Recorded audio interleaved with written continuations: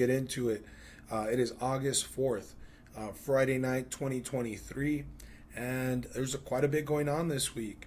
The NFL Hall of Fame game just took place last night. That means, the preseason has begun, it's here.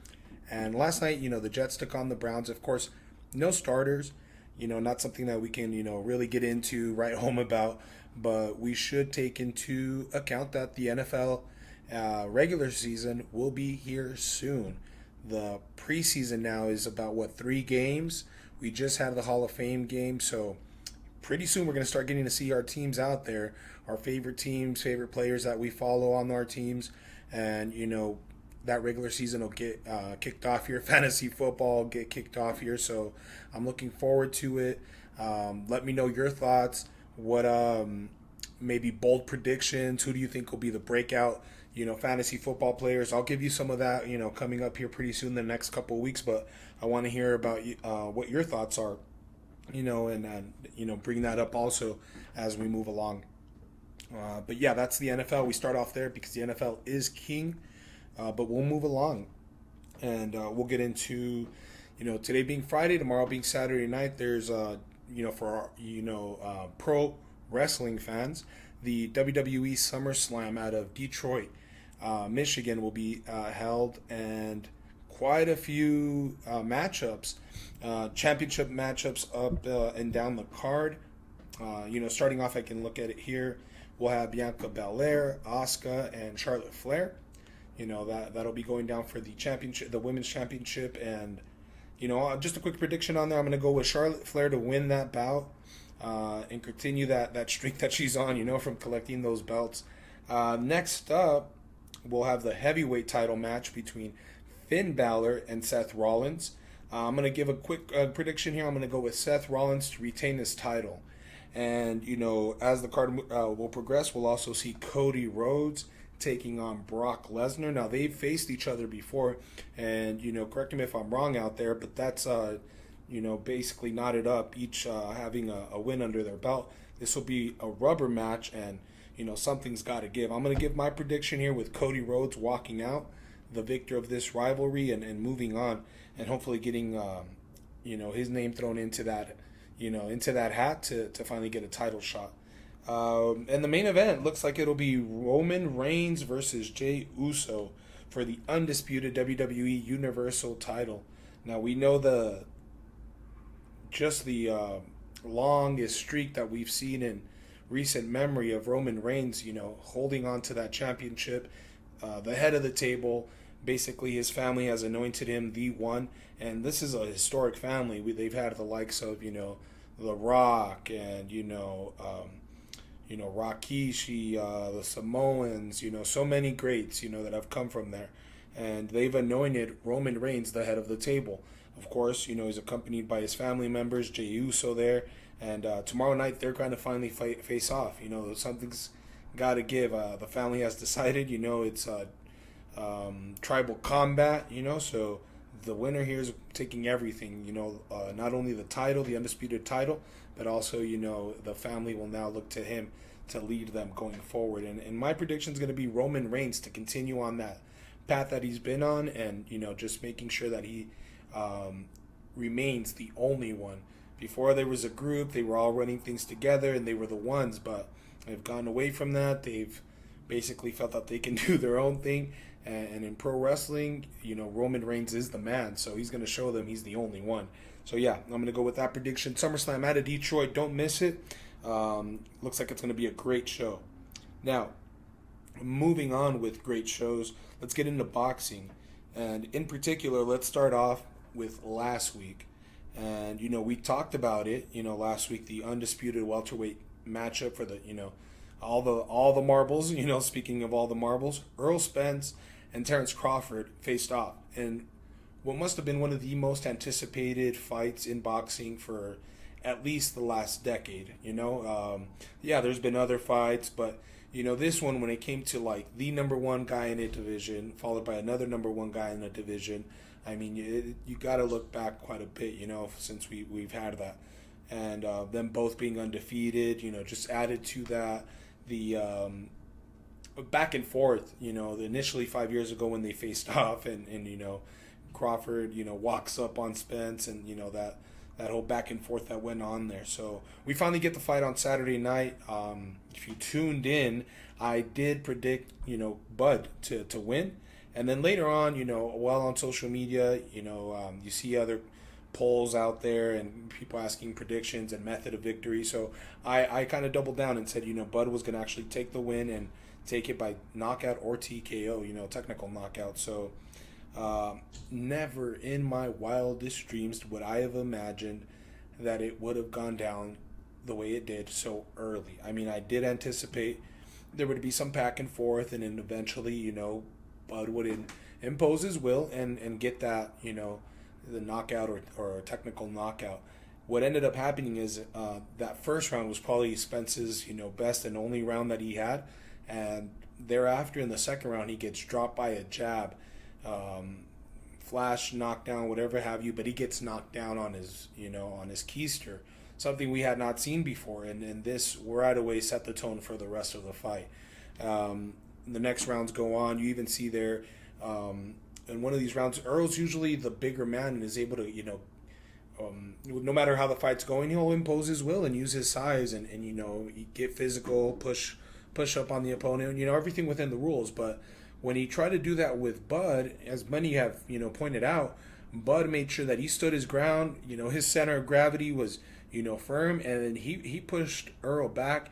And when he did, Earl didn't go back a step. He went back a few steps. Like he felt like, whoa, there's some pop to that push there. So that was interesting. Early on, Earl found out that he would not be able to use his size the way he had been used to and what he was expecting to be able to do. And then, wow, I mean, you could say it kind of got ugly. Thereafter, it kind of got ugly quick. In the seventh round, he gets dropped twice. In the eighth round, it looks like Bud maybe, trying to be cautious. I'm not so sure he was. A lot has been said about him maybe carrying Earl, through the next couple of rounds. But in my opinion, I think he was, still being cautious because he looked extremely cautious and respectful to what Earl would be able to, if he caught him right, impose some quite a bit of damage. But as the fight goes on and he's catching him here and there, it looks like Bud's just, taking those on the chin and then countering, and his counter is just imposing so much more what it looked like to be, pain and damage to Earl. So, yeah, after that seventh round, the two drops, I'm telling you, it then felt like it started getting ugly quick, like it should have been called, like, the trainer should have stopped that. Of course, Earl, being the warrior that he is, was not going to give up. He kept coming forward, and, it wasn't going to be from him that he was going to, tap out. At that point, the trainer has to do the right thing. Luckily, the official in the ring, the third man in the ring, did the right thing. In the ninth round, Earl's just, taking bombs after bombs from Crawford. And that's why I don't believe, this, he tried carrying him, because when he felt that it was opportune, he knew it was, okay, it's time to get this guy out of here. And he started, doing just that. And that's when, the official said that's it. He's done for today. And no shame on Earl. For maybe fans that haven't followed the sport too long, they think, oh wow, what a mismatch. But before that fight, I mean, Earl Spence is a monster, undefeated, just taking down every single champion in that division before he met the fourth champion, the fourth and final champion, he had to go against. And he just wasn't, was not his night. It did seem like a mismatch, but you can't take anything away from Earl and think, he was not, did not deserve of that moment. He definitely had earned that spot, that moment.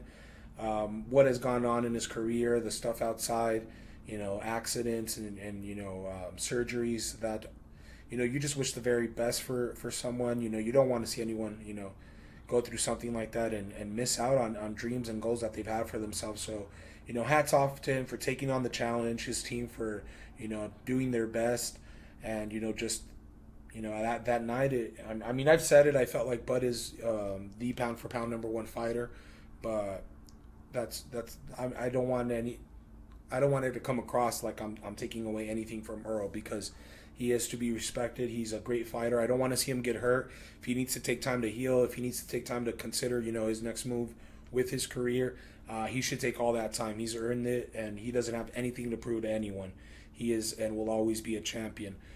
He may not be the current and reigning champion, but he's always going to be a champion, a world champion. So, a unified champion in the welterweight, which is talk about a historic. That's one of the original classic weight classes in boxing. That goes a sport that goes well over 100 years. So hats off to them. The historic event, the 4 titles, coming together, getting the undisputed champion and Bud Crawford, and then Eminem walking him out. That was just epic.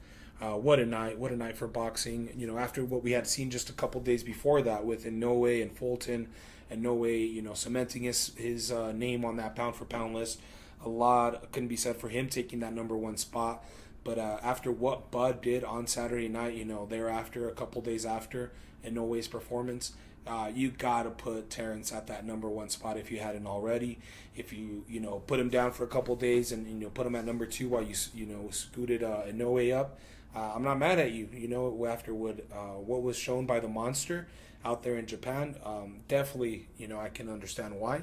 But, after what we've seen Bud do there on Saturday night, this past Saturday, yeah, that definitely has to be looked at, and eventually I think the outcome is everybody should have him number 1 on their pound for pound, and him being Terrence Bud Crawford. Now, boxing, is still on a roll. We've talked about it here, and it's definitely something that I follow closely. I know MMA had their show. They had Pierre on there. They had the BMF title on the line, Poirier versus Gaethje, and I know Gaethje ends up winning that title. It's just when I'm looking at a historic event like the welterweight, title of the world in boxing versus a BMF title, the performers, Gaethje, Poirier, awesome fighters, definitely have their moments, and their careers definitely historic ones. But I was so much more looking forward to that welterweight boxing matchup. So hats off to MMA, UFC for their event. I'm sure that definitely was a success as they've continued to be on a roll there. But boxing continues on their own roll, and this Saturday night we'll have the problem child, Jake Paul, taking on Nate Diaz from the UFC, right? We just talked about the UFC. Legend in that sport of MMA. Nate Diaz will be taking on, Jake Paul, everybody's, favorite problem child. For this matchup, I'm going to go with Jake Paul. I'm going to give you my prediction. I think Jake, right now, where he is at in his career compared to where Nate is at in his career, I think he gets the nod here. I'm looking forward. Nate has not seemed too interested in promoting the fight, selling the fight. I'm not sure what the reasoning behind that is. He also let know today, right after the weigh-in, no matter what happens, he wanted everybody to know that Jake, can't really fight. So I'm not sure, if he's planning on pulling a fast one. If I'm not sure. I'm just looking forward to finding out what happens tomorrow night. Jake Paul, Nate Diaz. Make sure that you watch this. Don't miss it. Make sure that you purchase it if you can. And on that undercard, you're going to see Shadeja Green. A great, talented performer in boxing. She is definitely someone to look forward to. I know her and Clarissa Shields, the GWOAT, have had some back and forths there, on social media. So looking forward to her putting on a good performance there, and keeping her name there atop of the mind of all boxing fans of wanting to see her against. Eventually we'll see if we get her against the GWOAT. But we will also be seeing Amanda Serrano, talking about GWOATs and the greatest of all time. Amanda 7 division champion. Wow, just we're looking at a GOAT there. Amanda Serrano is definitely one of one. She'll be taking on a former rival, a former matchup in Heather Hardy. Amanda has made it clear she wants that rematch with Katie Taylor. a rematch that I think definitely we should all be interested in seeing again after the performance that both of them were able to showcase when they last faced each other. But for now, Katie has other plans. She needs to take care of business. She recently lost in her undisputed matchup, and she's looking to avenge that loss. And I believe that match for her rematch to avenge that loss has already been basically finalized and taken care of just about. But in the meantime, Amanda Serrano has extended the offer to Heather Hardy, who they faced before. And Amanda, I really admire what she said. She made it known that the reason she wanted to give her the opportunity is because Heather Hardy gave her the opportunity to fight for that championship some time back. And she said, extending that offer right back just, seemed right. And at this point, Amanda has done a whole lot. So I don't, blame her for wanting that, avenge that loss to Katie Taylor. But in the meantime, thinking, what, let's go ahead and take on this foe that I faced before. They gave me an opportunity, and I want to make sure I give them that same opportunity, So it can't not be said that Amanda Serrano did not, give exactly what she was, what she received. Made sure that she was fair as well. But again, boxing is on a roll. For some reason you missed the fight on Saturday night. You're not able to catch, SummerSlam out of Detroit, the Jake Paul card versus Nate Diaz out of Dallas, Texas.